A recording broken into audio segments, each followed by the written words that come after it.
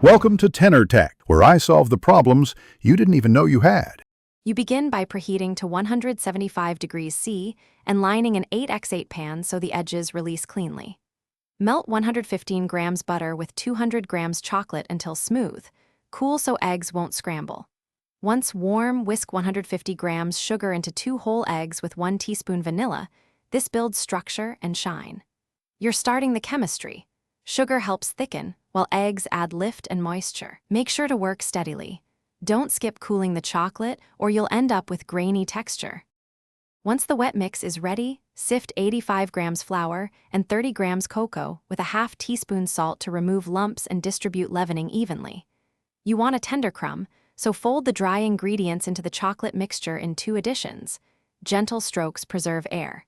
If you fold until totally uniform, you'll lose fudginess, so stop when small streaks remain. Make sure to add nuts or chips now if using. They distribute flavor and give textural contrast during baking. You transfer batter to the prepared pan and smooth the top, then bake 20 to 25 minutes at 175 degrees C. Look for set edges and a slightly jiggly center. That balance gives fudgy brownies.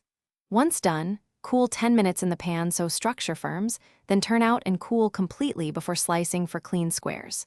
If brownies come out dry, you likely overbaked, shorten time next batch. If too gooey in center, tent with foil and add 3 to 5 minutes while monitoring closely. Thanks for watching. Subscribe to keep your life in tune.